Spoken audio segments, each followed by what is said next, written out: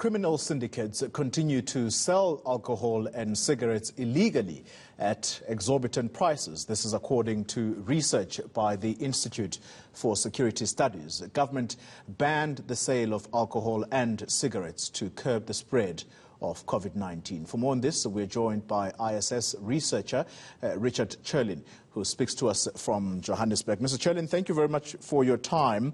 Firstly, what has the ban on tobacco trade along with alcohol, what has it done for criminal syndicates? Well, when you look at it, I mean, we've seen it from various reports. We've seen it from even the SARS report in Parliament, or briefing to Parliament, has said that it has cost the economy quite a couple of millions, even into the billions.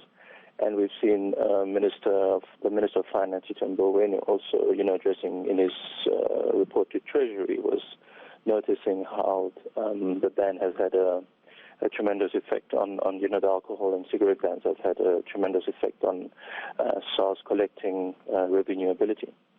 So, yeah.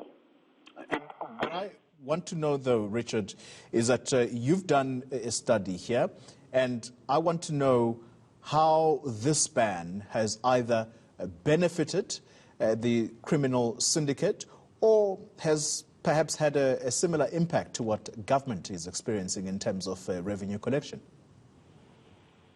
Well, it's both.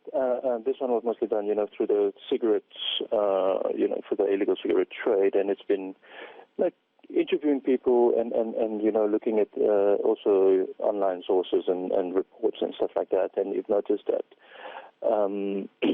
for instance, we've seen that there's been an entrenched network of criminal syndicates that have capitalized on the illicit cigarettes, for instance. And you've seen a lot of illicit cigarettes on the market. For instance, if cigarettes that would normally cost 20 to 30 rand prior to the lockdown are now being sold on the black market for 80 to 100 rand. And people are buying, and there's like an entrenched network. We've seen reports, we've heard people saying that, you have people who've set up, who's selling these things via WhatsApp or advertising, the different cigarettes or even alcohol via WhatsApp. And it's become quite an organized trade where you'll have people coming to drop things off at your home, in terms of delivery and stuff. So we've seen that there has been an increase in the criminal element to the illicit trade has grown. And when law enforcement agencies decide to go after these criminal networks, who should they be targeting most? Well, in the recent report, Minister of Finance has said that SARS has confiscated illegal cigarettes, for instance, worth 77 million rand since the start of the national lockdown. So it seems that, he attributes it to a joint collaboration between SARS, the National Defence Force, and the South African Police Service and SAPS. So they are, they are currently, targeting the right people, but as with any form of organized crime, you have to, go after not only those who are selling it, but also the suppliers and understand how the supply chain works, and targeting those quite higher the levels of the illicit trade.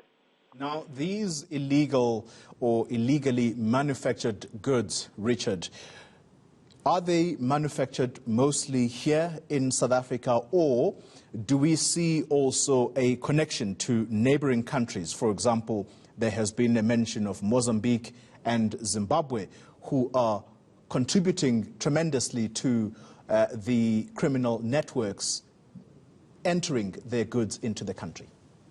Well, in terms of, I would talk about the illegal cigarettes, and as far as so in terms of the illegal cigarettes, we've seen before the lockdown that there's been large smuggling syndicates operating from Zimbabwe. Lots of the illicit cigarettes come from neighboring countries, like you mentioned, Mozambique and Zimbabwe. But Zimbabwe has been singled out as one of the, wherever most illegal cigarettes used to come from.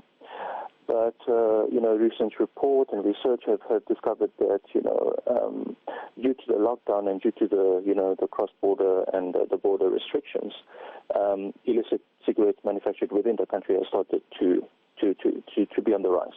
That was according to various research and even the recent author of the Dirty Tobacco report. So I think it's a mixture of both. But when you look at the current cigarettes that people are selling on the black market, you will see that a lot of the cigarettes are not. Some of them have never haven't seen on the South African market before, and others that are not. You can see are not do not bear the marks of the South African tobacco industry, where you have certain aspects that you have to follow. So it's a mixture of both, I would say. And law enforcement, does it look like it's even winning this fight, or has the ban and, of course, the lockdown had a boosting effect to the syndicates? Well, if we place it into perspective, I mean, prior to the lockdown, SARS has estimated that the loss through the illegal cigarette trade was about 6 billion per year, right? And this figure alternates, goes up and goes slightly down. And now during the lockdown, we've seen that the illicit trade has increased. So before the lockdown, it has been a difficult task to address, and I think that the lockdown, the ban has increased the capacity to address that issue. And are they winning is a very difficult question. Yes, they are making arrests, they are confiscating, they are doing the right thing, and they are making progress. But to say that they would eradicate it or winning the fight will be, it's still to be seen, I would say. All right. Thank you very much for your time. Richard Chelin, he is with the Institute for Security Studies. Yeah, those are